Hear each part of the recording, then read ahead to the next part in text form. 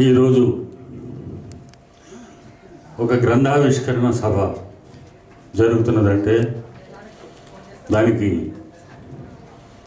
మా జిడిగుంట రామచంద్రమూర్తి గారి 80వ జన్మదిన సందర్భంగా ఈ రోజున వారి జ్ఞాపకాలు కూడినటువంటి పుస్తకాన్ని ఆవిష్కరింపజేస్తున్నాం. ముందుగా జిడిగుంట రామచంద్రమూర్తి గారికి 80వ జన్మదిన శుభాకాంక్షలు మీ అందరి తరపున మా 2 సంవత్సరాల తరపున తెలియజేస్తున్నాం. గతంలో శ్రీమతి శారదా శ్రీనివాస గారు ఆవిడ రాసినటువంటి ఆకాశవాణిలో గుర్తొస్తున్నాయని అనుకుంటా. ఆ జ్ఞాపకాలు కూడా ఆవిష్కరణ సభకి నిర్వహించింది ఇదే వేదిక మీద. అలాగే ప్రముఖ రచయిత మా రాయస వెంకటరామయ్య గారు కూడా వారు గుర్తొస్తున్నాయని వారి అన్ని ఒక మంచి పుస్తకం కూడా తీసుకొచ్చాం. ఈ మధ్య మా ద్వాన శాస్త్రి కూడా సాహితీపరంగా వారు కూడా జ్ఞాపకాలతో ఒక పుస్తకాన్ని కూడా డిసెంబర్లో ఆవిష్కరింపజేశాం. ఇలా ఒక వయసు వచ్చిన తర్వాత గతంలోకి వెళ్ళి వారి జ్ఞాపకాలన్నీ ఒక పదిలంగా పుస్తకం తీసుకొస్తే అది వారికే కాదు, ముందు తరాల వాళ్ళకి, పిల్లలకి, మనవాళ్ళకి, మనవరాళ్ళకి కూడా ఒక ఆదర్శంగా వారు ఉంటారని భావిస్తూ ఇలా వీరందరూ పుస్తకాలు రాస్తున్నారు. ఈ పుస్తకం కూడా మా కిన్నెర తరపున మేము ఆవిష్కరింప చేయడం, ఈ అవకాశం వారు మాకు ఇవ్వడం మా కిన్నెర, మా కుటుంబ సభ్యుల అదృష్టంగా మేము భావిస్తున్నాం. జిడిగుంట రామచంద్రమూర్తి గారి గురించి నేను ఏమి చెప్పక్కర్లేదు మీ అందరికీ. ఒక రచయితగా వీటన్నిటికంటే మించి వారు ఒక స్నేహశీలి. అక్షర సంపద ప్రతి సంవత్సరం వాళ్ళ వయసుతో పాటుగా పంచుకుంటున్నారు. వారు రాసిన పుస్తకాలు కూడా అందరూ మన్ననలు పొందే. ఈ 80వ సంవత్సరంలో కాకుండా 90వ సంవత్సరంలో కూడా వారు మరి మంచి నాటకాలు రాస్తూ, కథలు రాస్తూ మీ అందరూ మా అందరి మన్ననలు పొందుతూ మాలాంటి వాళ్ళకు కూడా ఇటువంటి అవకాశాలు ఇవ్వాలని మనసా వాచ కోరుకుంటూ ఈనాటి ఈ సభకి ప్రముఖ సాహితీవేత్త, కథా రచయిత,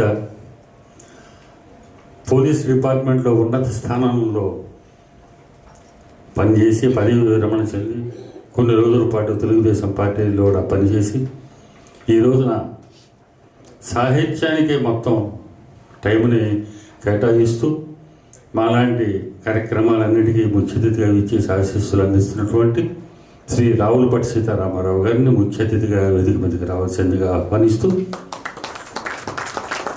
ప్రముఖ రంగస్థల టీవీ సినీ నటులు మా జిడిగుంట రామచంద్రమూర్తి గారి అబ్బాయి జిడిగుంట శ్రీధర్ని అతిథుల్ని సత్కరించవలసిందిగా కోరుతున్నాను.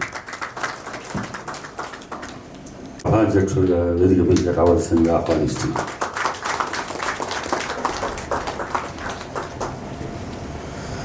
జనభావ పుట్టినరోజు జరుపుకుంటున్నటువంటి మన జిడిగుంట రామచంద్రమూర్తి గారిని వేదిక మీదకి రావాల్సిందిగా ఆహ్వానిస్తున్నాను.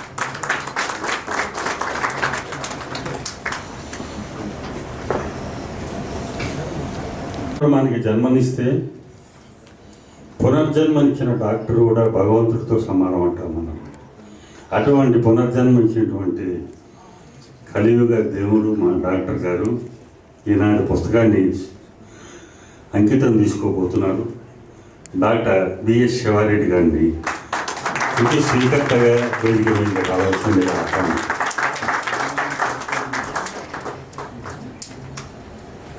ఆత్మీయ అతిథి ప్రముఖ రచయిత డాక్టర్ సత్యవోలు సుందరసాయి గారిని వేదిక మీద రావాల్సిందిగా ఆహ్వానిస్తున్నాను.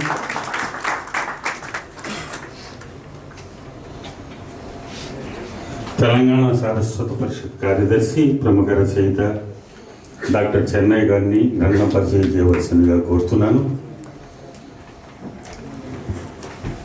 ప్రముఖ రంగస్థల సినీ టీవీ నటులు శ్రీ సుబ్రాయ శర్మ గారు విశిష్ట అతిథిగా ఇంకా రావాల్సి ఉంది. వారిని కూడా వేదిక మీదకి రావాల్సిందిగా ఆహ్వానిస్తూ ఈ సభని ప్రారంభించవలసిందిగా సభాధ్యక్షులు డాక్టర్ ఓలేటి పార్థసారథి, శ్రీమతి విజయలక్ష్మి పూజాలహరి వీరిద్దరి ప్రార్థనా గీతంతో కార్యక్రమం ప్రారంభమవుతుంది. విజయలక్ష్మి అండ్ పూజాలహరి. తుషారహార ధవళా యా శుభ్రవస్త్రావృతా యా వీణా వరదండమండితకరా యా శ్వేత పద్మాసనా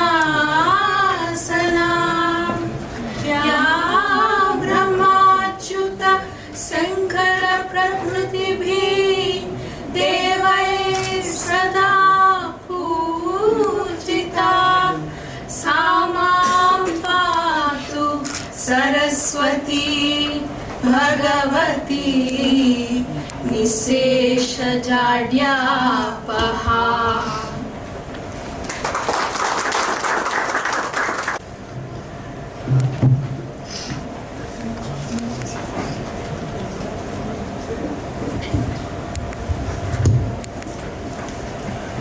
సభకు నమస్కారం. కెనరా ఆర్ట్ థియేటర్స్ తెలంగాణ ప్రభుత్వ భాషా సాంస్కృతిక శాఖల సంయుక్త ఆధ్వర్యంలో ఒక మంగళకరమైనటువంటి సన్నివేశం ఇది. ఒక వ్యక్తి పుట్టడం, కాలగమనంలో అంకెలు మారడం, నాకు ఇంత వయసు వచ్చిందని చెప్పుకోవడం, ఇదంతా సామాన్యమైన ప్రతి వ్యక్తి పుట్టుకకు ఒక ప్రతీక ఉంచేటువంటి ఒక సంస్కృతిని తెలుగు జాతికి అందించినటువంటి మహాకవి నారాయణ రెడ్డి గారు తన ప్రతి పుట్టినరోజుని ఒక కొత్త పుస్తకం పుట్టేటువంటి సంస్కృతిని ప్రవేశపెట్టారు. అనంతర కాలంలో చాలామంది రచయితలు ఆ క్రమాన్ని పాటిస్తూ ఉన్నారు. అటువంటి క్రమ పరిశీలనలో తమదైనటువంటి ఒక అస్తిత్వాన్ని వాళ్ళ జీడిగుంట రామచంద్రమూర్తి గారు ప్రతిష్ట చేస్తున్నారు. అసీటి వసంతాల వయస్సుకి నా జ్ఞాపకాలని నారాయణ రెడ్డి గారు ఎప్పుడు అంటూ ఉండేవారు. 60 ఏళ్ళకి ఎప్పుడైనా జీవిత చరిత్రలు రాస్తే ఇంకా వయసు కాదు, ఆగు కాసేపు అనేవారు. ద్వారాశాస్త్రి లాంటి వారు కంగారు పడి నేను పుస్తకం రాస్తానంటే ఆగు ఇంకా టైం ఉందనేవారు. అంటే ఒక పరిణితి రావాలంటే కనీసం సప్తతి దాటాలి. ఇవాళ అసీతి వసంతాల నవయువకుడు జీలిగుంట రామచంద్రమూర్తి గారికి ముందుగా వారి జన్మదిన శుభాకాంక్షలు తెలియజేస్తున్నారు. ఈనాటి ముఖ్య అతిథి ఈ గ్రంథ ఆవిష్కర్త. ఒక వ్యవస్థ పేరు చెబితే ఆ వ్యవస్థలో కీలకమైనటువంటి బాధ్యతలు నిర్వహించి ఒక అవిభాజ్యమైనటువంటి తన సంబంధాన్ని ఎవరు ప్రతిష్ఠిస్తారో వాళ్ళు ధన్యజీవులు. అటువంటి ఒక ధన్యజీవి రావులపాటి సీతారామరావు గారు. పోలీసు వ్యవస్థ గురించి చెబితే మనందరూ నిజంగా భయపడి కొంచెం దూరంగా జరుగుతుంది. ఎందుకు వచ్చిన గొడవలే పోలీస్ స్టేషన్ చుట్టూ మనకి. కానీ పోలీసు వ్యవస్థలో కూడా శిలాసదృశమైనటువంటి కాఠిన్య హృదయం ప్రకటించవలసినటువంటి స్థితిలో కూడా నవనీత హృదయాలు కొంతమంది ఉంటారు సుమా అని చాటి చెప్పినటువంటి వ్యక్తి రావులపాటి సీతారామరావు గారు. పూర్వరంగంలో అనేక పదవులు నిర్వహించిన పోలీస్ హౌసింగ్ బోర్డ్ చైర్మన్ పదవిని కూడా అలంకరించినటువంటి వ్యక్తి. ఈ వృత్తి వ్యవహారం పక్కన పెడితే సాహిత్యంలో ఒక గణనీయమైనటువంటి స్థితిని, గమనార్హమైనటువంటి స్థితిని తన పేరు దఖలు చేసుకున్నటువంటి వ్యక్తి సీతారామరావు గారు. ముఖ్యంగా కథక ప్రపంచంలో వారి వేళ రావడం ఒక ఔచితీ శుభమైన అంశంగా భావిస్తూ వారికి ఇక ఈ కృతిని స్వీకరించడానికి చేశారు డాక్టర్ శివారెడ్డి గారు. బహుశా శివారెడ్డి గారు అంటే మనిషి రూపంలో మాధవుడు ఉంటాడంటే దానికి సాక్ష్యం శివారెడ్డి గారు.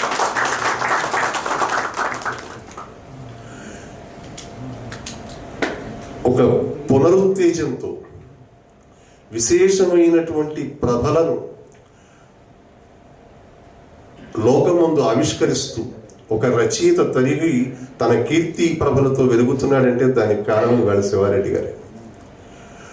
ఒక అనుకోని స్థితిలో భగవంతుడు మరి ఏ క్షణంలో ఏ చూపు చూస్తాడో తెలియదు, అలాంటి ఒక దురదృష్ట క్షణం నుంచి దాన్ని అదృష్ట క్షణంగా మనం పరిఢవిల్ల చేసినటువంటి ఒక పరిస్థితిని శివారెడ్డి గారు అందించారు. అంచేతనే ఆ శివారెడ్డి గారికి కృతజ్ఞతాపూర్వకంగా ఇవాళ నా జ్ఞాపకాలు అనేటువంటి గ్రంథాన్ని ఆవిష్కరిస్తుంది. ఆ జ్ఞాపకాలు ఏమిటో సవివరంగా సాకల్యంగా మన ముందు పరిచయం చేయడానికి వచ్చేశారు డాక్టర్ చెన్నయ్య గారు. తెలంగాణ సారస్వత పరిషత్ అనేటువంటి ఒక 70 వసంతాలు దాటి 75 బహుశా అమృతోత్సవం కూడా జరిగినటువంటి ఒక సంస్థ. నారాయణ రెడ్డి గారు, దానికి పూర్వరంగంలో దేవులపల్లి రామానుజరావు గారు వంటి మహనీయుల సారథ్యంలో నడిచినటువంటి చారిత్రాత్మకమైన ఒక సంస్థ. దానికి కార్యదర్శి బాధ్యత నిర్వహిస్తున్నటువంటి రచయిత, కవి, వీటన్నింటికి మించి ఆకాశవాణి వార్తలు చదువుతున్నది జే చెన్నయ్య అంటే మనం వినేటువంటి ఒక సుస్వరమైన కంఠమాలిక చెన్నయ్య గారికి. ఇంతమందిలో మాకు ఆత్మీయ అతిథి కనపడుతున్నాడు.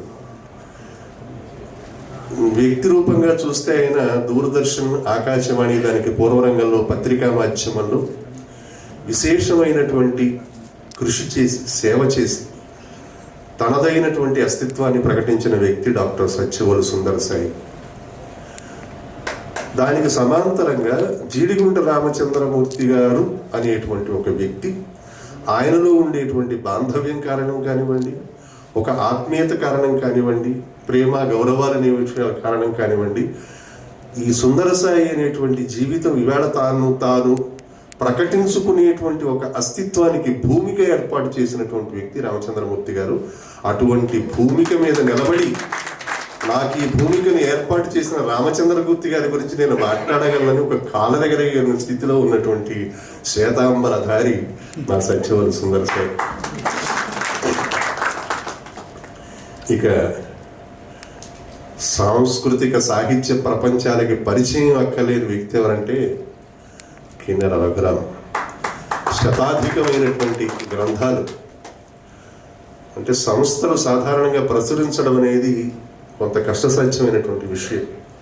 అటువంటి సందర్భంలో శతాధిక గ్రంథాలు ప్రచురించినటువంటి ఒక సంస్థ మా కిన్నెర ఆర్ట్ థియేటర్స్. దాని కార్యదర్శి మద్దాడి రఘురామ్ గారికి, ఆహుతులైన రసజ్ఞ ప్రేక్షక సమక్షానికి, ఒక సంస్థ చేసినా మేము కూడా రాగలమని మాకు కొన్ని సంకేతాలు అందజేయడానికి అన్నట్టున్నారు అక్కడ వంశీ రామరాజు గారు కూడా ప్రేక్షక వర్గంలో. ఎందుకంటే కొన్ని సంస్థలు లేకపోతే కొంత సంస్కృతి సున్నం ఈ భాగ్యనగరంలో. అటువంటి ఒక ప్రధాన సంస్థ చేస్తుంటే మరొక ప్రధాన సంస్థల వాళ్ళు సాధారణంగా కనపడరు. వాటికి అతీతుడై ఉన్నటువంటి మా రామరాజు గారికి, ఇతర ప్రముఖులకి నమస్కారం.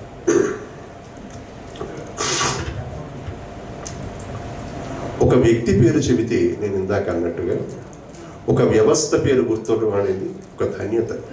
ఒక గాంధీ అంటే దేశం గుర్తు రావాలి. ఒక నారాయణ రెడ్డి పేరు చెప్తే ఒక విరాట్ రూపమైనటువంటి సాహిత్యం గుర్తు రావాలి. ఒక అక్కినేని పేరు చెప్తే ఒక చలనచిత్రసీమ గుర్తు రావాలి. అలా ఒక మనిషి, ఒక వ్యవస్థ ఎక్కడ కలగలిసిపోతాయో, అవిభాజ్యమైనటువంటి బంధం ఎక్కడ ఏర్పడుతుందో అటువంటి వ్యక్తులు ధన్యజీవులు అవుతారు. ఆకాశవాణి పేరు చెప్పగానే గుర్తొచ్చే ఒక గొప్ప వ్యక్తి జీడిగుంట రామచంద్రమూర్తి గారు. ఆకాశవాణిలో చాలా మంది ప్రముఖులు పనిచేశారు. నిజానికి రామచంద్రమూర్తి గారు ఉద్యోగం చేసే నాటికి ఆకాశవాణి ప్రభలు ఆంధ్రదేశం అంతా వెదజల్లుతున్నటువంటి ఒక పరిస్థితి. అటువంటి సందర్భంలో కాలు మోపినటువంటి రామచంద్రమూర్తి గారు తనకన్నా పూర్వరంగంలో చాలా ప్రముఖులున్నారు. ఆ ప్రముఖుల సరసన తన వేదికను పటిష్టం చేసుకుని నేను కూడా ఈ వరుసలో కూర్చుని ఉన్నాను సుమా అని ఈ జాతి ముందు ప్రకటించినటువంటి ఒక ఘనత ఎవరికి ఉందంటే అది శ్రీరామచంద్రమూర్తి గారు. రామచంద్రమూర్తి గారికి అసలు పేరు పెట్టడమే కొంత విశేషంగా కనపడుతుంది. నలుగురు అన్నదమ్ములు వాళ్ళు, అంచేత రాముడు అనేది సార్థక నామధేయుడు. రామచంద్రమూర్తి. చంద్రశబ్దం పక్కకి పెట్టిన రామమూర్తి అయినా రాముడే, రామచంద్రుడైనా రాముడే. ఈ చంద్రశబ్దం పెట్టడంతో చంద్రుడు కళలకి అధిదేవత. ఒక్కొక్క రోజు ఒక్కొక్క కళ, 16 కళలతో వెతుకుతూ ఉంటాడు. 16 కళలు అంటాం కానీ నిజంగా 16 కళలు అంటే పాడ్యమి నాడు మొదలైతే పౌర్ణమికి 14, చతుర్దశి దాకా లెక్క 15. మరి 15 అయితే 16 వచ్చాయి.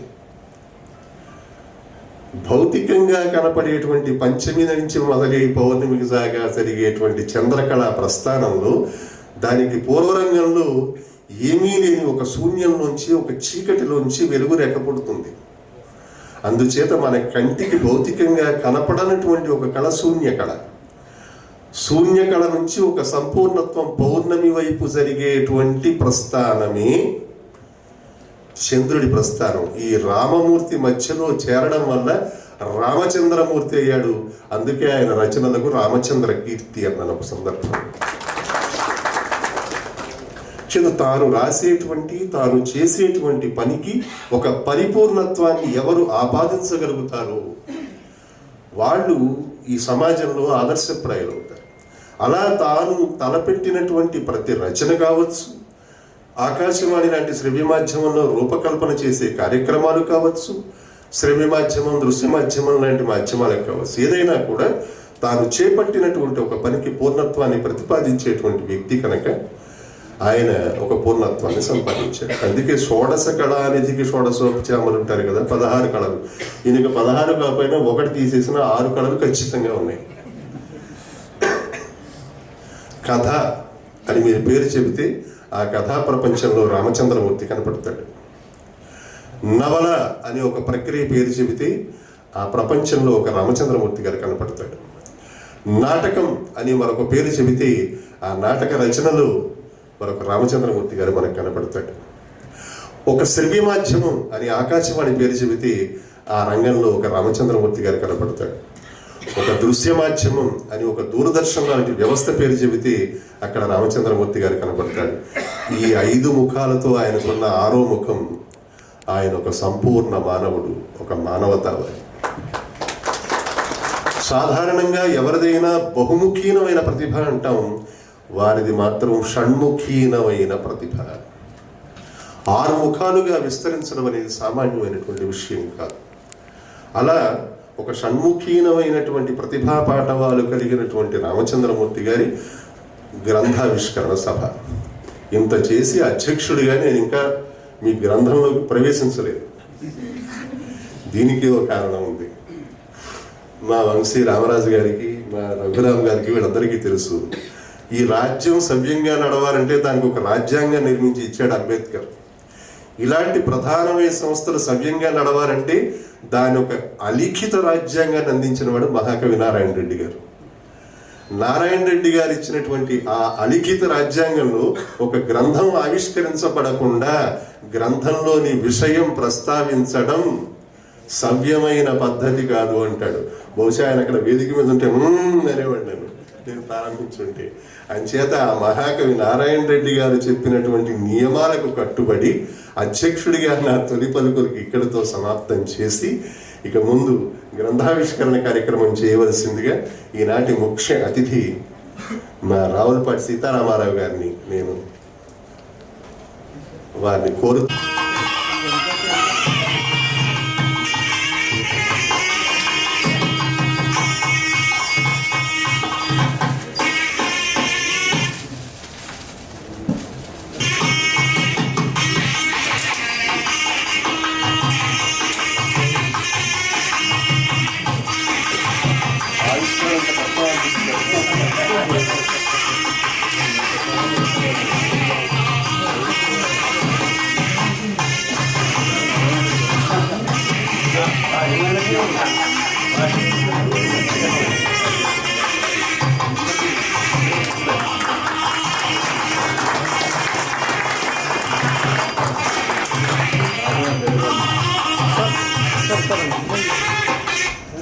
Zomato Foodie February. Order food on the Zomato app and get up to 50% off all February. Sir 1 sir back ఇచ్చింది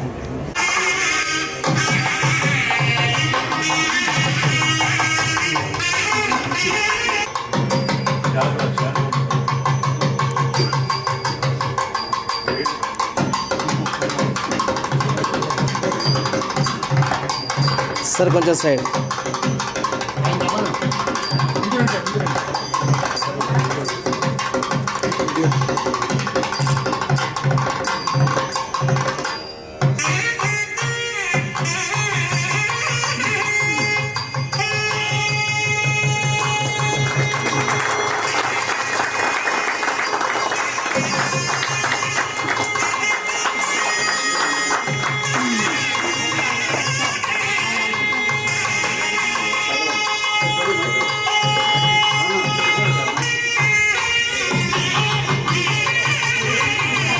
ఆ ట్రే తీసారా ట్రే తీసి చేరిన నా మేధకు శస్త్రచికిత్స చేసి పునశ్చైతన్యాన్ని పొదిగి ఈ జన్మకు తాను మరో అమ్మగా నిలిచిన నా జీవన దాత డాక్టర్ బిఎస్ శివారెడ్డి గారికి ఈ జ్ఞాపకాల అక్షర గుచ్ఛాన్ని అంకితం ఇస్తున్నాను.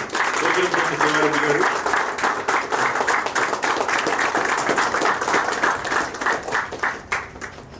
సార్ ముంగట వచ్చాండి సార్ సార్ ముంగట వచ్చాండి సార్ కొంచెం మొబైల్ కింద పెట్టండి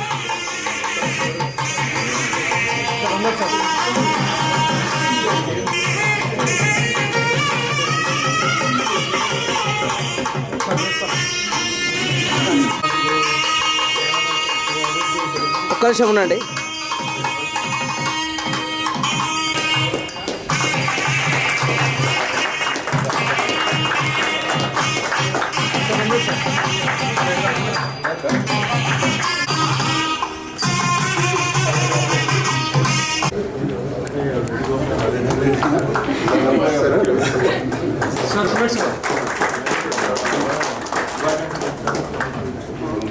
ఆ విషయాన్ని ముందు గుర్తించి హాస్పిటల్కి తీసుకువెళ్ళినటువంటి వ్యక్తి పాత్రికేయ రంగంలో చాలా ప్రముఖులు వారు శ్రీ వేణుగోపాల్. వారు జీడిగుంట రామచంద్రమూర్తి గారికి అత్యంత సన్నిహితులు.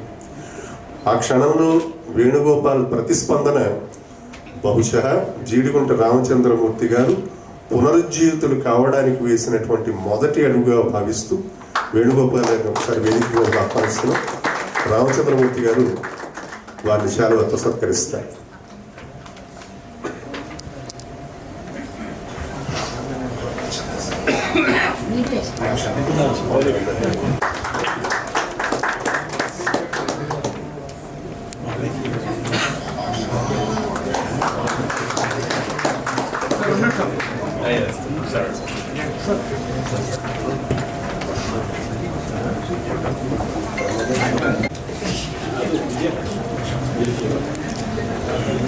తెలంగాణ రాష్ట్ర ప్రభుత్వం భాషా సాంస్కృతిక శాఖ కిన్నెర ఆర్ట్స్ థియేటర్ వారి ఆధ్వర్యంలో ఇంత అద్భుతంగా శ్రీ జీడిగుంట రామచంద్రమూర్తి గారి 80వ జన్మదినం మనం అందరం చాలా సంతోషంగా జరుపుకుంటున్నందుకు ముఖ్యంగా రామచంద్రమూర్తి గారికి నా ప్రత్యేక అభినందనలు తెలియజేస్తున్నాను. ఇవాళ ఈ కార్యక్రమానికి వచ్చినటువంటి కృతి స్వీకర్త డాక్టర్ బిఎస్ శివారెడ్డి గారు, సభకు అధ్యక్షత వహించినటువంటి మొదటి భారతదేశం గారు, సత్యవూరు సుందరసాయి గారు, సుబ్బరాయ శర్మ గారు, చెన్నయ్య గారు, నాకెంతో ఆప్తుడైనటువంటి రఘురామ్ గారు, అదేవిధంగా సభలో ఉన్నటువంటి అందరికీ నా హృదయపూర్వక నమస్కారాలు. పోలీసు వాడిని సభకు పిలవడం అనేది కొంచెం పెద్ద సాంప్రదాయంగా నేను పాటించాను. అయితే నాలాంటి వాడిని పిలవటంలో వారికి పెద్దగా అభ్యంతరం ఉండకపోవచ్చు. కారణం ఏంటంటే ఎంత పోలీసునైనా నేను పోలీసుగా కనపడకపోబట్టి. ఇవాళ ఈ కార్యక్రమానికి రావడానికి ఒక ప్రత్యేకమైనటువంటి అభిమానం రామచంద్రమూర్తి గారి పట్ల నాకు ఉంది. రామచంద్రమూర్తి గారిని గురించి వినటం 1-2 సార్లు కలవటం జరిగింది. కానీ కిన్నెర రఘురామ్ గారు ఫోన్ చేసి వారి 80వ జన్మదినోత్సవ సందర్భంగా ఒక కార్యక్రమం ఏర్పాటు చేశాం, మీరు ఆ సభలో నేను నా జ్ఞాపకాలు అనేటువంటి పుస్తకాన్ని వారు రాసిన సందర్భంగా దాన్ని ఆవిష్కరించాలని అడిగినప్పుడు నేను చాలా సంతోషించాను. దానికి కారణం ఏంటంటే రఘురామ్ గారు నాకు అత్యంత ఆత్మీయులు, అందులో సందేహం లేదు. దానితో పాటు 1960వ దశకంలో నేను ఆంధ్ర సచిత్ర వారపత్రికలో కథలు రాస్తున్న సందర్భంగా జీడిగుంట రామచంద్రమూర్తి గారి కథలు కూడా చూసేటువంటి అవకాశం, అదృష్టం నాకు కలిగింది. అంటే ఇవన్నీ పాత జ్ఞాపకాలను ఎవరు వేసుకోవడం అనేది, ఒకసారి రామచంద్రమూర్తి గారి పేరు అనగానే నాకు అది జ్ఞాపకం వచ్చింది. అప్పుడు ఆంధ్ర సచిత్ర వారపత్రిక, ఓలేటి పార్వతీశం గారు, ఇక్కడ ఉన్నటువంటి పెద్దలందరూ ఒప్పుకుంటారని ఆశిస్తున్నాను, మంచి కథలకు ట్రేడ్ మార్క్గా ఉంది. ఒక కథ పడిందంటే అతను రచయిత అయినట్టుగానే భావించేవాళ్ళు. ముఖ్యంగా మచిలీపట్నం బ్యాచ్ ఒకటి ఉండేది, కొందరు బ్యాచ్. ఆది విష్ణు, సింగరాజు రామచంద్రమూర్తి, హావిస్, వీళ్ళందరూ కూడా రాస్తున్నటువంటి తరుణంలో బహుశా నాకంటే 1 or 2 years senior Jeedigunta Ramachandramurthy గారు. బహుశా 60 ప్రాంతంలో ఇది నేను స్టూడెంట్గా ఉన్నప్పుడు 62వ సంవత్సరంలో నేను చేసింది. ఈ వీళ్ళ సరసన ఒక సీతారామరావు అనేవాడి పేరు వస్తుందా లేదా అని నేను పూర్తిగా సీతారామ అనకుండా సీతారాం అని పెట్టాను. రావులపాటి సీతారాం అంటే కనీసం రామ్ అని చూసి అయినా నా కథలు వేస్తారని. చిత్రం ఏమిటంటే, నేను పంపించినటువంటి ఒక కథ వార్షికోత్సవం నేను దాదాపు 3-4 వారాల్లో మీ కథ స్వీకరించాం, వీలు వెంబడి అది ప్రచురించబడినారు, కార్డు ఇచ్చేది. ఆ కార్డు రాగానే మీరు పొరపాటున ఏమైనా పంపించారా నాకు, లేకపోతే వేరే వారి కథలు అందుబాటులో లేకపోవడం వల్ల నా కథ వేస్తున్నారా అనేటువంటి సందేహం కలిగింది.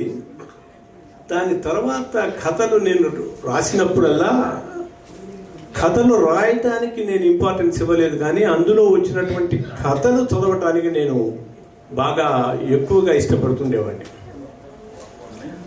ఎందుకు చెప్తున్నానంటే, ఇది జీడిగుంట రామచంద్రమూర్తి గారి నేను నా జ్ఞాపకాలు అంటే ఇప్పుడు ఆవిష్కరించబడింది కాబట్టి దాని గురించి నేను చెప్పొచ్చేటువంటి అవకాశం నాకు ఉంది.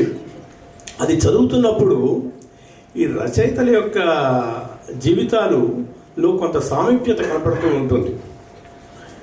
నేను కూడా ఎన్నడూ పోలీస్ అధికారిగా కావాలని అనుకోలేదు.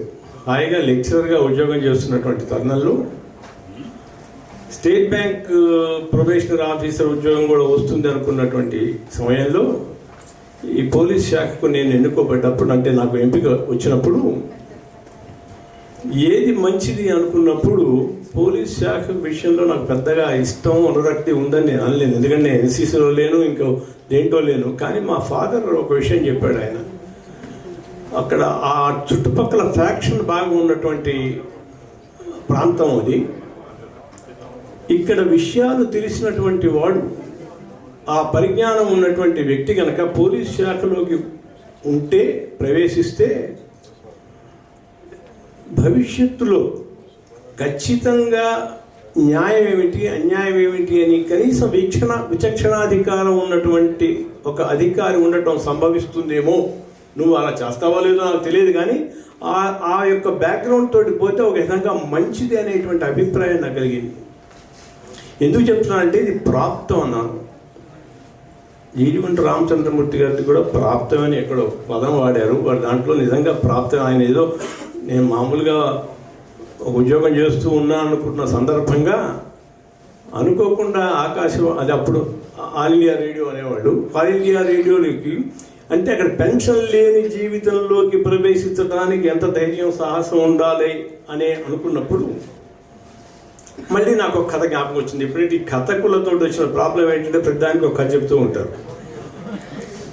బండారు పర్వతరావు గారిని బహుశా ఇక్కడ ఉన్న వారికి చాలామందికి తెలుసు.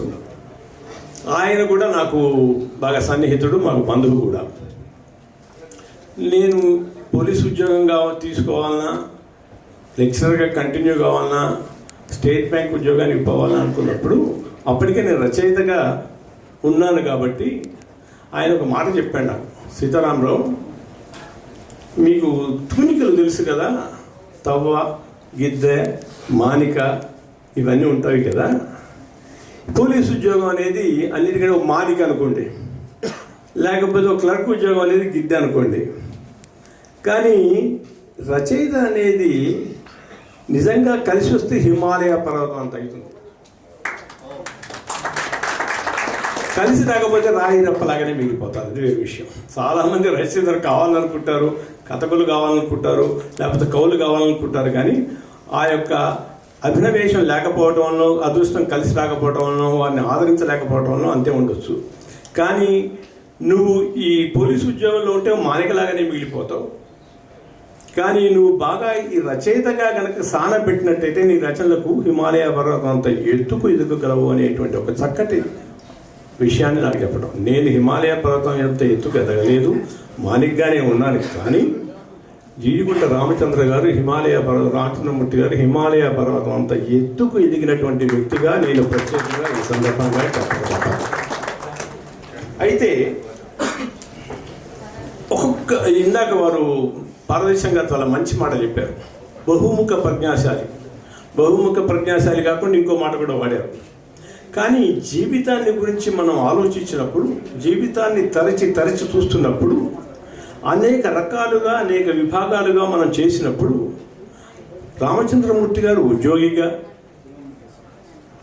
రచయితగా, నాటక ప్రయోక్తగా,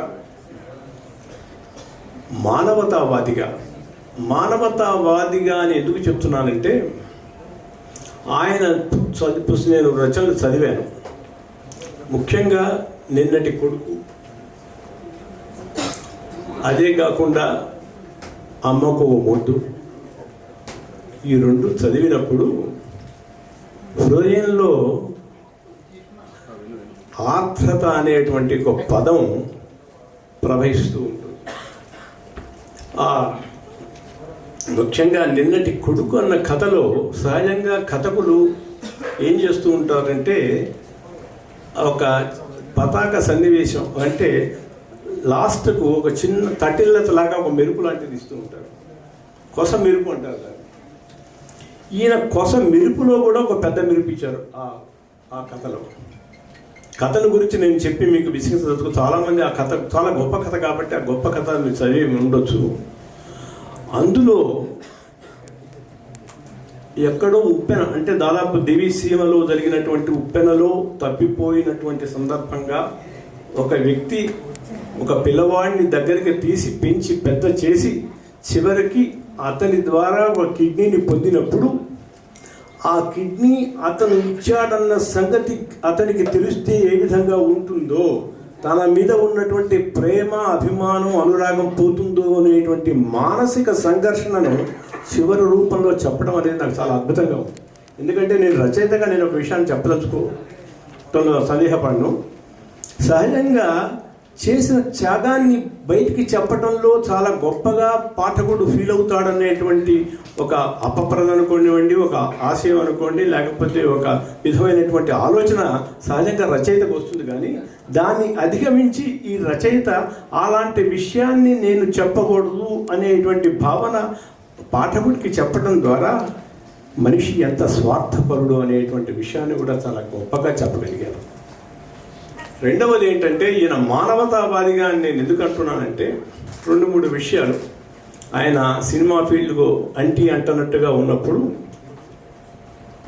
బహుశా దుక్కిపాటి మధుసూదన్ రావు గారు అనుకుంటాను, వారు ప్రేమపూర్వకంగా సోఫాను ఇచ్చినప్పుడు ఆ సోఫాను ఎంతో ఆప్యాయంగా హృదయపూర్వకంగా స్వీకరించడమే కాకుండా దాన్ని నిర్మోహమాటంగా ఆ పుస్తకంలో రాశాడంటే ఈయన ఎంత గొప్పవాడో మనం చెప్పడం తప్పదు. సహజంగా తీసుకున్నటువంటి వస్తువుల గురించి చెప్పడానికి చాలామంది సందేహపడుతుంటారు. కానీ ఆయన నాకు ఇచ్చాడు, ఇప్పటికే నేను అది వాడుకుంటున్నాను అనేటువంటి ఒక అద్భుతమైనటువంటి, అంటే మనిషికి కావలసినటువంటి కృతజ్ఞతా భావాన్ని చక్కగా చెప్పగలిగాను.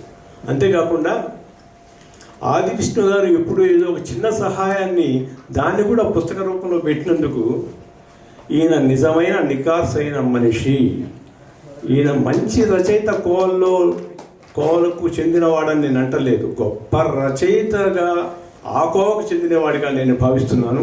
అంతేకాదు వాదులందరూ కూర్చొని ఉన్నప్పుడు ముందర వరుసలో ముందరగా కూర్చోబెట్టవలసినటువంటి వ్యక్తిగా నేను రామచంద్రమూర్తి గారి గురించి చెప్పక తప్పదు. ఈయన ఒక అద్భుతమైన ప్రేమికుడు అని నేనటువంటి ప్రేమ అనేది మీరు ఇంకో విధంగా తీసుకోవద్దు. ప్రతి వ్యక్తిని ప్రేమించిన ఒక తోటమాలి తను వేసినటువంటి తోటను ఎంత హాయిగా చక్కగా ప్రేమించడం జరుగుతుందో అంత చక్కగా హాయిగా తన కుటుంబాన్ని, తన చుట్టుపక్కల వాళ్ళ గురించి ప్రేమించేటువంటి వ్యక్తిగా నేను భావిస్తున్నాను. కొవ్వొత్తి కరిగిపోతూ వెలుగును ప్రసాదిస్తుంది. కొవ్వొత్తికి తెలియదు తను కరిగిపోతున్నాను, కానీ వెలుగును ప్రసాదించడమే తన యొక్క డ్యూటీ అనుకుంటుంది. చెట్టు నీడనిస్తూ ఉంటుంది, కానీ చెట్టుకు నీడ ఉండదు. చెట్టు కింద మనమంతా చేరి ఆ నీడను ఆస్వాదిస్తాం, కానీ చెట్టుకు నీడ ఉండదు. చెట్టు లాంటి మహా వ్యక్తి రామచంద్ర. ఇన్ని విషయాలు చెప్పిన తర్వాత మీరందరూ నేను ఒకటి అంటే తప్పక ఒప్పుకోక తప్పదు, వారిది పరిపూర్ణమైనటువంటి వ్యక్తిత్వం. అందుకని నన్ను పిలిచినప్పుడు ఎంతో ఆప్యాయతతోటి, ఆదరణతోటి, అభిమానంతో నన్ను పిలిచినప్పుడు ఇవాళ నిజం మాట్లాడితే నేను ఇక్కడ ఉండాల్సిన వాడిని కాదు.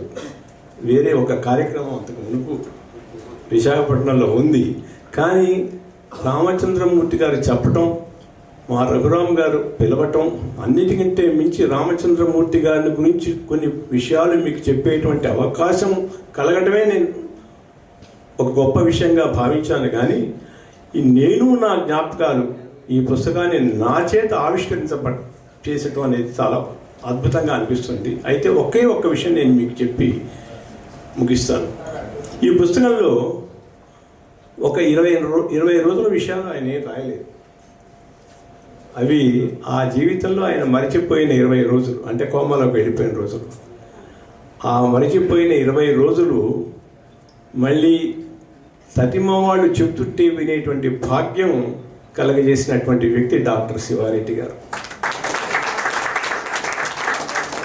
డాక్టర్ శివారెడ్డి గారు ఇవాళ ఇక్కడ ఉండటానికి గల కారణం ఏమిటంటే, రామచంద్రమూర్తి గారికి మరి యొక్క జీవితాన్ని ప్రసాదించినటువంటి వ్యక్తిగా ప్రతి డాక్టరు ప్రతి వారికి ఏదో విధంగా జీవితం ముందుకు నడిచే విధంగా ప్రాణభిక్షణం లేకపోతే ఇంకేదో చేస్తారు, కానీ మరిచిపోయిన జీవితాన్ని మళ్ళీ మరిచిపోకుండా ఉండే విధంగా చేసినటువంటి వ్యక్తిగా చరిత్రలో ఆయన మిగిలిపోవటం, అదేవిధంగా ఆ విషయాన్ని మనకు జ్ఞాపకం చేయటం, అంటే అంటే తన మనసులో ఉంచుకోవచ్చు, తన కుటుంబీకులు తెలిసి ఉండవచ్చు, కానీ ఇంతమందికి ఈ డాక్టర్ ఈ విధంగా నాకు సహాయ సహకారాలు అందించి నాకు పరిపూర్ణమైనటువంటి వ్యక్తిత్వాన్ని మళ్ళీ ఇంకొకసారి చూసుకునే విధంగా ఈ 80వ వసంతోత్సవాన్ని జరుపుకునే విధంగా ఇచ్చినటువంటి అద్భుతమైనటువంటి అవకాశం నాకు వచ్చిందని చెప్పటం కోసమని ఈ సభ ఏర్పాటు చేయడం జరిగింది.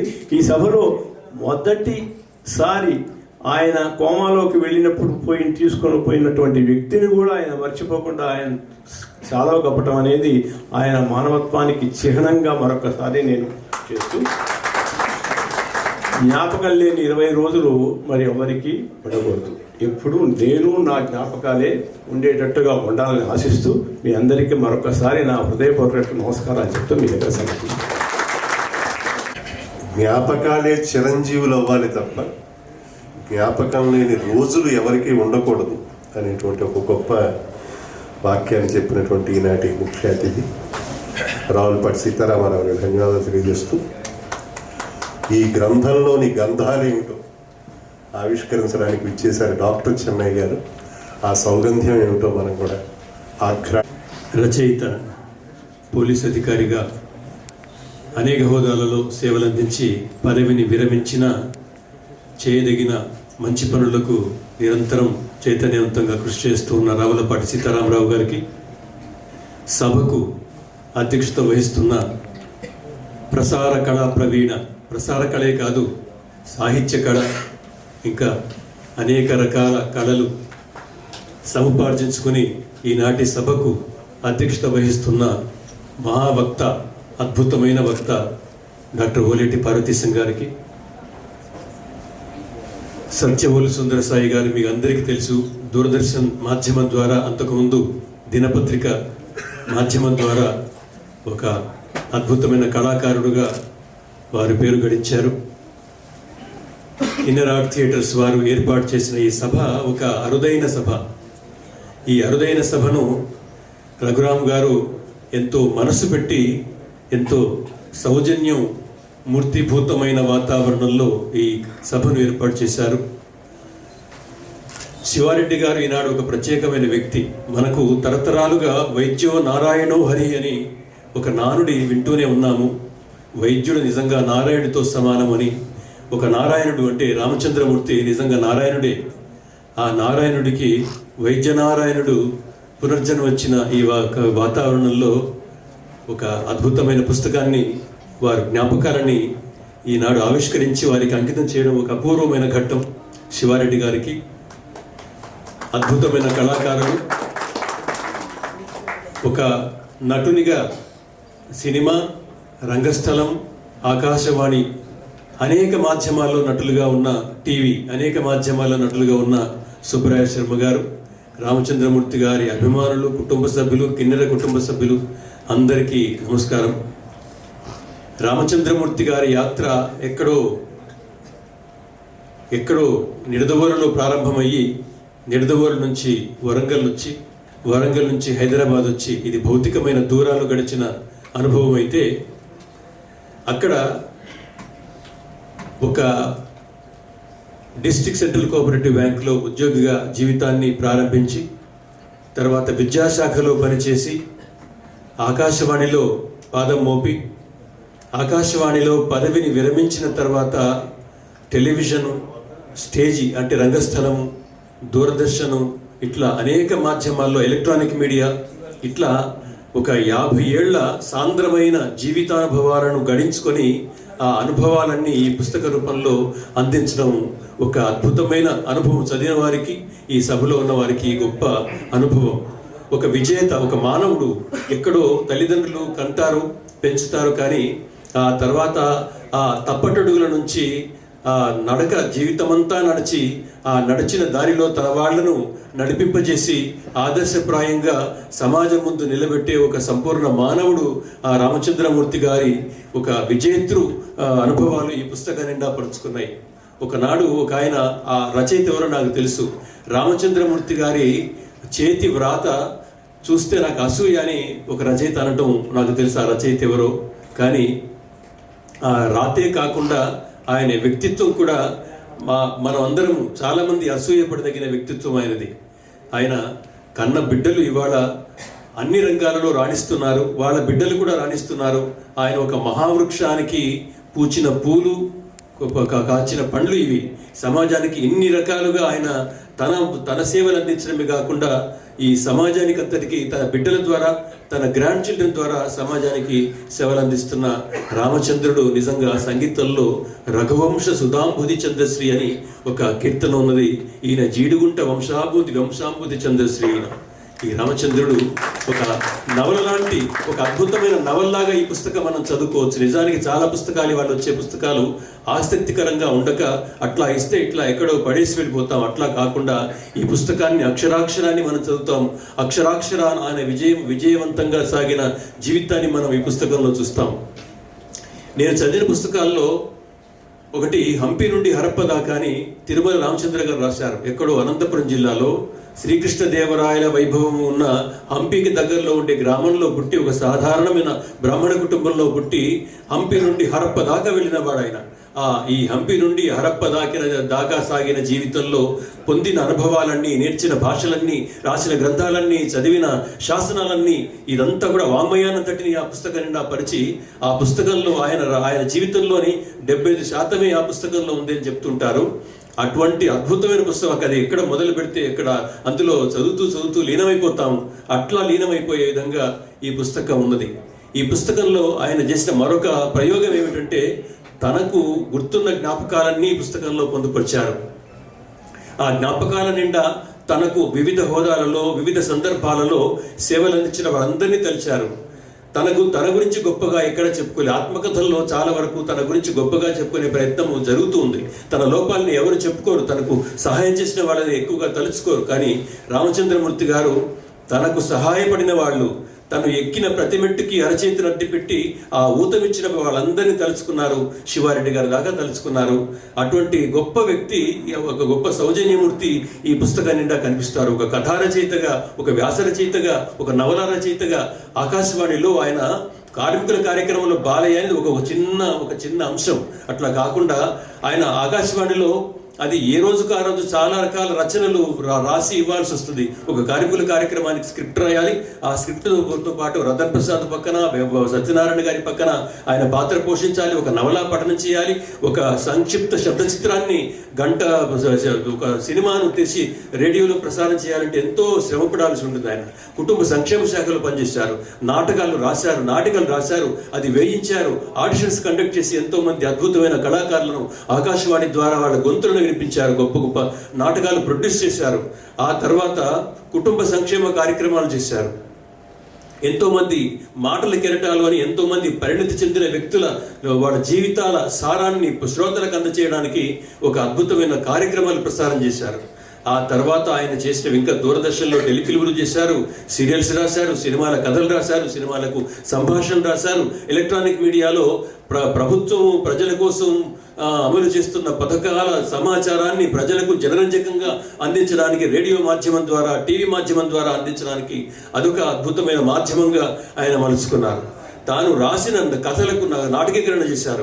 ఆ నాటకాలు మనందరికీ అశ్రుఘోష అనే ఒక నాటకం ప్రపంచీకరణ, గ్లోబలైజేషన్ ప్రారంభమైన కొత్తల్లో ఎంతో మంది తండ్రులు, మధ్యతరగతి తండ్రులు తమ పిల్లలు ఎంతో కష్టపడి ఆ పిల్లల్ని పెంచుకుంటారు, ప్రయోజకులు చేస్తారు. వాళ్ళు ఉద్యోగాలు రాగానే అమెరికా తరలిపోతారు. అట్లా అమెరికా తరలిపోతున్నప్పుడు ఆ తండ్రి, ఆ తల్లి పడిన వేదనను కథలు రాశారు. మళ్ళీ ఆ తన బిడ్డలు ఎంత దూరమైనప్పుడు ఎంత వేదన కలిగిందో, ఆ వేదనగా ఇచ్చిన బిడ్డలు దూరమై అమెరికా లాంటి దేశాలకు వెళ్ళి మళ్ళీ తల్లిదండ్రులని తమ వద్దకు పిలిపించుకుని వాళ్ళని సంతోషపరిచిన, అంటే ఈ ప్రపంచీకరణకి ఏదైతే 2 ముఖాలు ఉన్నాయో, ఏవైతే నష్టాలు లాభాలు ఉన్నాయో, ఈ రెండింటికి కూడా ఆయన కథల్లో రాశారు, నాటకాలు రాశారు. అశ్రుఘోష గోదానం అనేది ఆ తండ్రి ఆత్మశాంతి కోసం ఒక తన అప్పుడప్పుడు ఆదరించిన ఒక పిల్లవాడు చేసిన ఆయన ఆత్మశాంతి కోసం చేసిన గోదానాన్ని ఆయన కథగా రాసి, ఆ కథను అశ్రుఘోష నాటకంగా మలిచి ఆ గోదానానికి బహుమతి వచ్చింది, ఆ అశ్రుఘోషకు బహుమతి వచ్చింది. అశ్రుఘోష రేడియోలో ప్రసారమైంది, కథగా వచ్చింది. వేదికల మీద కూడా అది నాటకంగా ప్రదర్శితమై ఎన్నో బహుమతులు తెచ్చిపెట్టింది. ఆయన పట్టిందల్లా బంగారమైంది. ఎన్నో నంది బహుమతులు, తెలుగు విశ్వవిద్యాలయ బహుమతులు, ఆంధ్రప్రదేశ్ ప్రభుత్వం చేత కళారత్న పురస్కారం, ఇట్లా ఒక ప్రజాదరణ పొందారు, ప్రభుత్వ ఆదరణ పొందారు. ఆయన బిడ్డలు, ఆయన ఒక గొప్ప రచయితగా మనకు కథల్లో, నవలల్లో, వ్యాసాల్లో కనిపిస్తే, ఈ పుస్తకంలో వాళ్ళ బిడ్డలు, తండ్రి గురించి, వాళ్ళ మనవలు, వాళ్ళ మనవరాళ్ళు, వాళ్ళ తాత గురించి, వాళ్ళ తండ్రి గురించి రాసుకున్న ఈ రాతలన్నీ కూడా చూస్తే మనకు ఎంతో ఆర్ద్రత కలుగుతుంది. ఆయన రచనల్లో ఆర్ద్రత ఉంది, ఆయన వ్యక్తిత్వంలో ఆర్ద్రత ఉంది. ఈ మహావృక్షం అనే కుటుంబం, ఈ మహావృక్షంలాగా ఈ చెట్టు కడకడలాడుతుండడానికి, పచ్చగా వెలుగుతుండడానికి, ఆ గాలి నుంచి మనలాంటి వాళ్ళందరికీ ఆ గాలి మనకు హాయిగా అనిపించడానికి ఆ మహాతల్లి కారణం. ఆయనని ఒక తండ్రిలాగా చూసుకుంటున్న రామలక్ష్మి గారు, శ్రీధర్ గారు, వీళ్ళందరూ కూడా ఆయన నిజంగా ఎంత మంచివి. ఆయన నడకలో, ఆయన నడతలో, ఆయన అక్షరంలో, ఆయన కృషిలో, వీటిలో ఎంత మంచిని పంచాడో ఆ మంచి ఆయనకు మళ్ళా తిరిగి వస్తూ ఉన్నది. అది ఆయన సార్థక జన్ముడు. ఆ జన్మ ఇంకా ఆయన ఆయువు, ఆరోగ్యం ఇంకా సమకూరి, ఇంకా చాలా రచనలు, ఇంకా చాలా గొప్ప పనులు చేయవలసి ఉన్నది. ఇందులో ఆయనకు జ్ఞాపకం లేని ఆ 12 రోజులు, ఆ 20 రోజుల్లో అది ఒక ప్రయోగం లాంటిది. ఆయన తనకు ఇది ఆ 20 రోజులు తనకు జ్ఞాపకం లేనప్పుడు ఆ జ్ఞాపకాలని బిడ్డల ద్వారా విని రాయడం అనేది ఎంత సరైనది కాదు. నిజమైన జ్ఞాపకం ఎవరికి జ్ఞాపకాలు ఉన్నాయో వాళ్ళే రాయాలి అని వాళ్ళ చేత రాయించారు. ఇది ఇందులో సప్తతికి సంబంధించిన ఒక సంచిక వచ్చింది, చాలా తక్కువ మందికి అందింది. ఆ సప్తతి సంచికల్లో చాలా మంది వారితో ఉన్న అనుబంధాన్ని ఇందులో రాశారు. అందులో సప్తతి సంచికలు ఉన్నారు, అవి ఇందులోకి వచ్చాయి. అందువల్ల ఇది ఇంకా సమగ్రమైంది. ఇంకా చాలా ఈ పుస్తకము నిజంగా ఒక ఆకాశవాణి మాత్రమే కాదు, ఆయన ఒక గొప్ప చాలా వేదికల మీద వెలిగిన రామచంద్రుడికి నా ఈ అవకాశం కల్పించినందుకు ధన్యవాదాలు చెప్తూ సెలవు తీసుకుంటాను. దానికి ధన్యవాదాలు తెలియజేస్తూ ఇప్పుడు మా సుబ్బరాయ శర్మ గారు, రామచంద్రమూర్తి గారు ఏ పాత్రను సృజన చేసినా దానికి జీవకళను ఆపాదించినటువంటి నటుడు ఎవరంటే ఆయన సుబ్బరాయ సార్.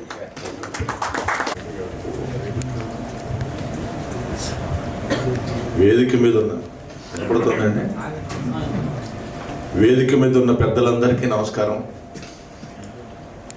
ముఖ్యంగా ముఖ్య అతిథి డాక్టర్ ఓలేటి పార్వతీశం గారు చాలా అభిమానంగా చూస్తారు కాబట్టి అంత గొప్పగా ఒక ఇంట్రడక్షన్ ఇచ్చారు నా గురించి. ఉపన్యాసం అంత గొప్పగా ఉండదు. రావులపాటి సీతారామరావు గారు ఆయన నవలలు ఎన్నో, కథలు ఎన్నో చదివాను. ఆయన ఇది రెండోసారి చూడటం. మా మిత్రుడు సుందర సాయి, చెన్నై గారు, వీళ్ళందరూ కూడా నాకు బాగా మిత్రులు. వాళ్ళ ముందు మామూలుగా ఏదో ఫ్రెండ్లీగా మాట్లాడుకోవడం తప్పితే ఉపన్యాసంలాగా మాట్లాడలేను, అందుకని మీరు అందరూ క్షమించాలి. రామచంద్రమూర్తి గారితో నాకు 45 సంవత్సరాల పరిచయం. 45 సంవత్సరాల గురించి ఆయన గురించి చెప్పాలి అంటే సంవత్సరానికి ఒక్కొక్క నిమిషం వేసుకుని 45 నిమిషాలు పడుతుంది. ఇక్కడేమో ఈ సభల్లో మాకు ఇక్కడ అలవాటు అంటే ఇప్పుడు 2 నిమిషాలు వారు స్పందన తెలియజేస్తారు అంటారు. కాబట్టి నేను అధ్యక్షుల వారిని ఎప్పుడు బోరు కొడితే అప్పుడు ఒక దగ్గు దగ్గండి అట్లాగే నేను అర్థం చేసుకుని వెళ్ళిపోతాను.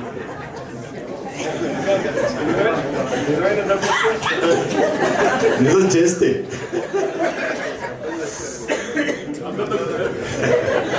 1975లో నేను ఆడిషన్ అయినప్పుడు నాకు పరిచయం రామచంద్రమూర్తి గారు.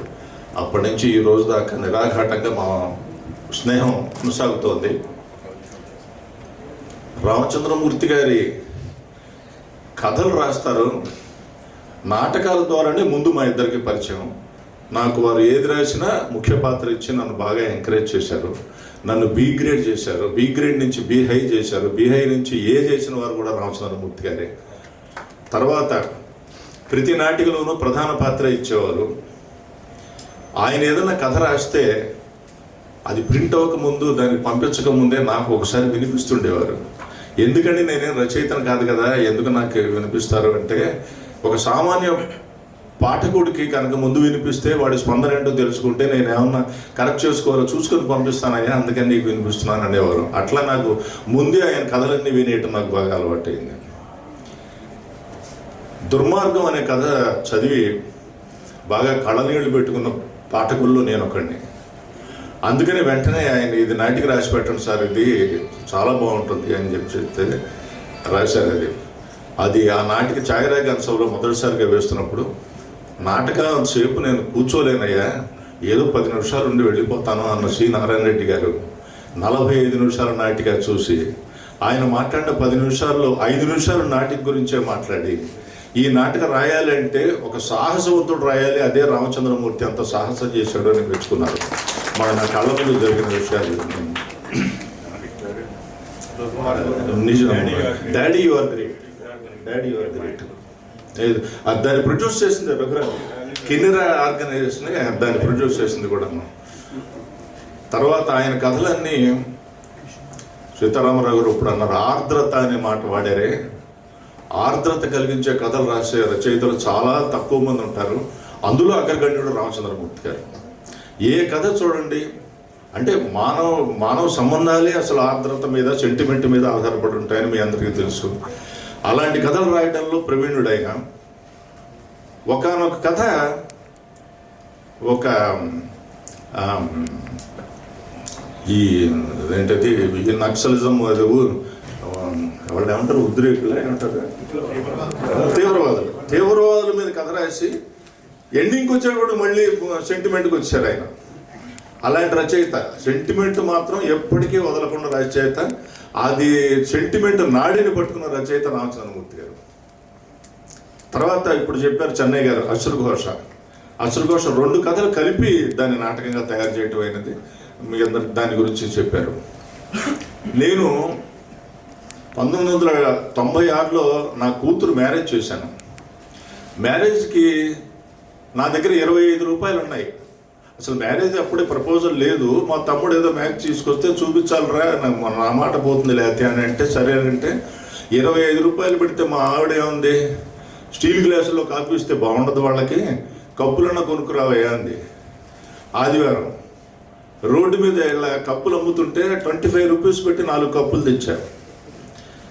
అదే సంబంధం కుదిరింది, పెళ్ళి అయింది. పెళ్ళి రాత్రికి పంపించేసిన తర్వాత నేను మా ఆవిడ ఆటోలో వెళ్ళాం. ఆటోలో పెడితే మా ఇంటికి వెళ్ళేప్పుడు కరెక్ట్గా 25 రూపాయలు అయింది మీటర్. 25 రూపాయలతో స్టార్ట్ చేసిన వాడిని 25 రూపాయలతో ముగించాను సార్ మ్యారేజ్, అమ్మాయి పెళ్ళి అన్న. 1 నెల ఆగా. తర్వాత ఆయన నా దగ్గర నుంచి ఫోను, వచ్చే వారం ఈనాడులో ఒక కథ వస్తుంది చదువు అని. మా అమ్మాయి పెళ్లి గురించి ఒక కథ రాశారు. అది ఎంత గొప్పగా ఉందంటే ఆ అంశం ఏముంది మనకి అనిపిస్తుంది. దాన్ని రచయిత కాబట్టి దాన్ని ఆ సొంపు తీసుకొచ్చారు దానికి. అది ఆ తర్వాత 50 నోట్ అది దాని ఆ కథ పేరు 50 నోటు. 50 నోటుతో స్టార్ట్ అయ్యి 50 నోటుతో ఎండ్ అయ్యేట్టుగా రాశారు ఆయన. నెక్స్ట్ నాటకాల విషయానికి వస్తే మేమిద్దరం స్క్రూటినీ జడ్జెస్గా, ఫైనల్ జడ్జెస్గా అనేక నాటకాల పరిషత్తులకు వెళ్ళాము. నాటకాల బహుమతులు సంపాదించాము, బహుమతులు ఇచ్చాము, ఇవన్నీ జరిగాయి. ఇక ఆయన వ్యక్తిత్వానికి వస్తే మహా జాలిగుండే. ఎవరైనా వచ్చి ఏమంటే ఇల్లు గడవట్లేదు, కొంచెం ఇబ్బందిగా ఉంది అంటే రేపు ఒక కాంట్రాక్ట్ తీసుకెళ్ళండి నాటకం వేసేద్దరికని అనేసి ఆయనకు చెక్కిప్పించే సంఘటనలు నేను ఎన్నో చూశాను. ఇది చాలామందికి తెలియకపోవచ్చు. దాని మీద కూడా ఒక నాటిక రాశారు ఆయన. రుణం అనేది ప్రతి మనిషికి ఉంటుంది అంటారు కదా, రుణానుబంధ రూపేణ పశు పక్షి సుతాలయ. ఈయనకి రుణం ఉంచుకోవడం అనేది ఇష్టం ఉండదండి. చాలా తక్కువ మందిలో ఉంటుంది ఆ క్వాలిటీ అని నా అభిప్రాయం. చాలా తక్కువ మందిలో.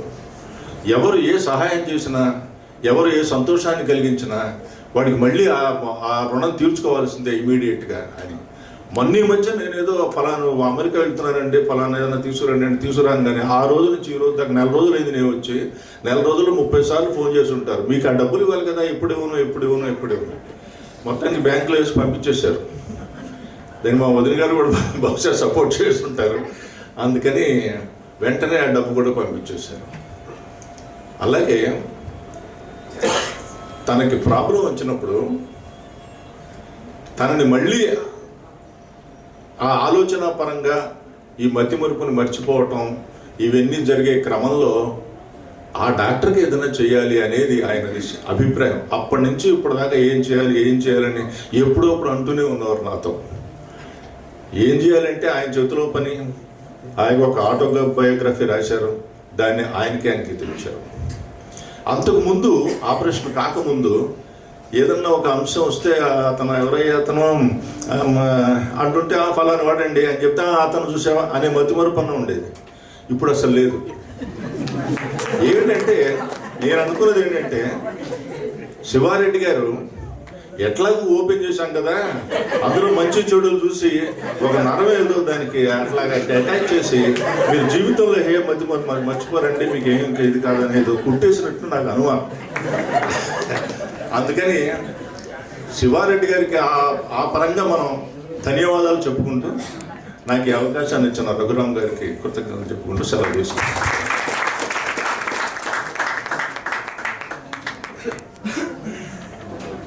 కాత ఉల్లాసభరితమైన వాక్యాలు చెబుతూ రామచంద్రమూర్తి గారి ప్రతిష్టను ఇనుమడింపజేసేలా మాట్లాడిన మా సుబ్బరాయ సార్ గారికి ధన్యవాదాలు తెలియజేస్తూ క్షమించాలి అంటాడు. రామచంద్రమూర్తి గారు నన్ను ఎలా చూస్తారంటే ఆయనకి 3 తమ్ముళ్ళు 4 తమ్ముళ్ళు అనుకుంటారండి, నన్ను ఇంకొక తమ్ముడు కింద చూస్తారండి. ఆ కుటుంబం అంతా అంతే. ఆయన మనవరాలు నన్ను ఇంకో తాతలాగా చూస్తుంది. శ్రీధరు ఈ రోజులు ఎలా ఉన్నాయంటే తల్లిదండ్రుల్ని వృద్ధాప్యాలకు పంపించే వృద్ధాశ్రమాలకు పంపించే రోజుల్లో కడదాకా కలిసే ఉందో నాన్న శ్రీధర్ని చూస్తే నాకు దండం పెట్టబుద్దు. అలాగే కోడలు ఆ మాట చెప్పకపోతే నాకు ఆగలేదు, అందుకని మళ్ళీ వచ్చాను, మిమ్మల్ని డిస్టర్బ్ చేశాను సార్.